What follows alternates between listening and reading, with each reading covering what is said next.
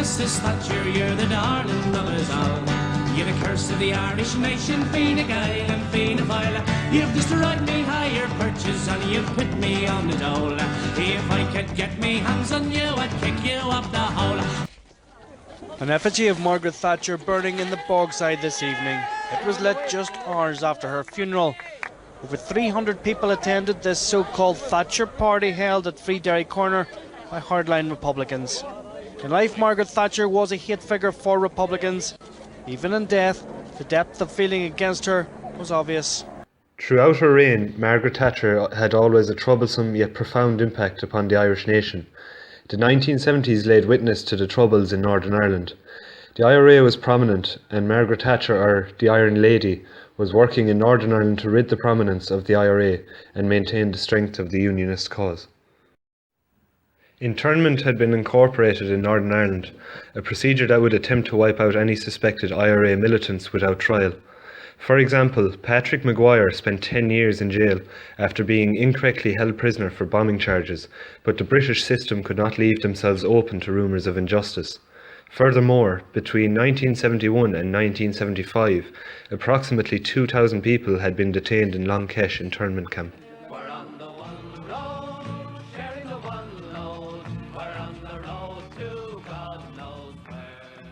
Neve had been assassinated by the newly formed Irish National Liberation Army. When Mrs. Thatcher appointed Neve opposition spokesman on Northern Ireland, he had promised tough new measures if the Conservatives won the general election. The political wing of the INLA was the Irish Republican Socialist Party. The 1979 assassination of Thatcher's Northern spokesman and future Secretary of State to Northern Ireland, Éire Neve, spurred discontent, epitomising the strained relationship between Republicans and Thatcher's government. Neve was a good friend of Thatcher's, and this event forced her into looking for justice. However, the INLA had motives for killing Neve, as he aimed, through a regional council, to rid the North of Republicans, which had the fundamental support of Thatcher. The INLA took responsibility for the action and claimed it was an anti-state attempt at justice. The assassination is a benchmark of nationalist feeling towards the methods of Great Britain, while the inevitable response of Thatcher would evidently outline the expressions of her people. The hunger strike of 1981 is a major episode in Irish history. 10 people in prison in Northern Ireland starved themselves to death because they wanted to be guilty for political reasons rather than criminal ones. Thatcher opposed such a request, stating, "There is no such thing as political murder, political bombing or political violence." By refusing to view their role in politics, Thatcher effectively refused to recognise the nationalist opinion in Ireland. Bobby Sands led the strike of January 25, 1981 in the H block of Maze Prison in Northern Ireland. He and his fellow hunger strikers wanted to be politically treated as well as obtaining special category status, which meant more freedom. However, Thatcher refused and was willing to let the strikers die. Such actions were condemned by people such as Cardinal Tomás Ó Fiach.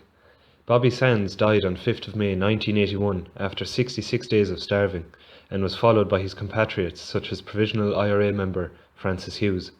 The strike ended on the 3rd of October 1981. Despite being criticised by many for allowing the strikers to die, Thatcher condoned such actions. Crime is crime is crime. It is not political, it is crime. And there can be no question of granting political status. I just hope that anyone who is on hunger strike for his own sake will think fit to come off hunger strike, but that is a matter for him.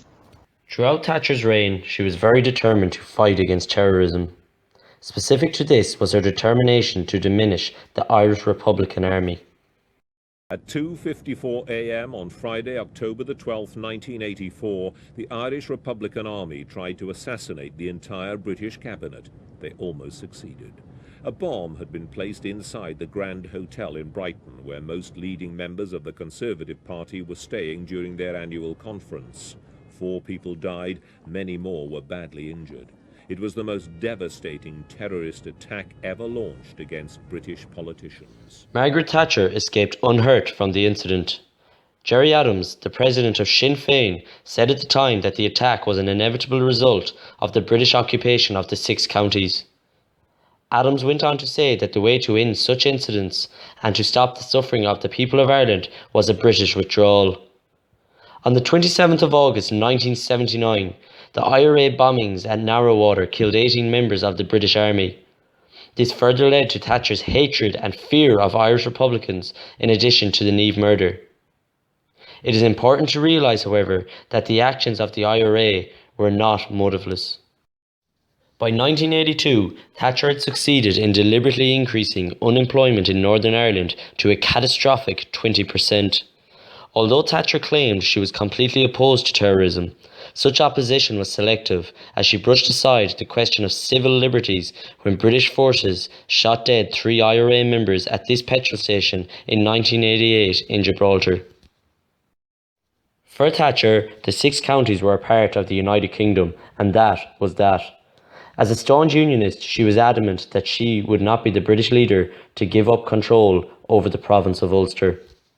Of course, I am a Conservative and Unionist party, and I believe firmly in the Ulster as part of the United Kingdom. So do the vast majority of the Ulster people.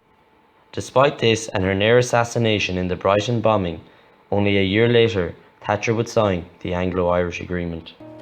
Dr. Fitzgerald and I have today signed a serious and solemn agreement which signifies the way ahead in relations between our two countries and towards peace and reconciliation in Northern Ireland. On the 15th of November 1985, the Anglo-Irish Agreement was signed by the British Prime Minister Margaret Thatcher and the Irish Taoiseach Garret FitzGerald. Thatcher's signing of the Anglo-Irish Agreement was a surprise to the Irish people, as well as the British public, as the agreement appeared to have a nationalistic tone. Because of this, Ulster Unionists were infuriated as they saw it as a victory for constitutional nationalism. Under the terms of the agreement, the Irish government were allowed to put forward views on proposals for major legislation and on major policy issues which are within the purview of the Northern Ireland departments and which remain the responsibility of the Secretary of State for Northern Ireland. In reality, both London and Dublin saw the agreement as a valuable instrument. Key figures within both the British and Irish governments began to see the Northern Ireland question as a common problem and that it was best managed together. As well as helping with the situation in Northern Ireland, the agreement was helpful in cooling the relationship between Thatcher and Charles Haughey. Although out of office at the time of the agreement, Haughey would serve as Taoiseach 3 times during Thatcher's reign and resumed office in 1987 again. Thatcher and Haughey were 2 leaders who simply did not care or respect one another. However, following the Anglo-Irish Agreement, relations grew more ordered and more composed between the two. Although the agreement failed to bring an immediate end to political violence in the north, it did provide for a better working relationship between Thatcher's British government and the Irish government.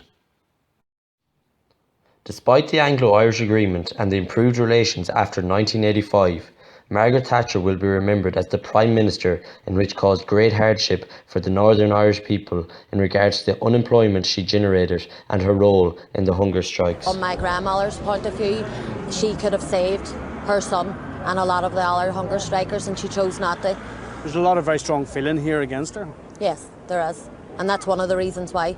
She never done anything good for this country. So. The scenes in the north upon the news of her death in 2013 highlight the sort of opinion Margaret Thatcher generated for herself during her 11 years as British Prime Minister. Oh, we love you, Mrs. Thatcher, you're the darling of us all. You're the curse of the Irish nation, Fine Gael and Fine Gael. You've destroyed me higher purchase and you've put me on the dole.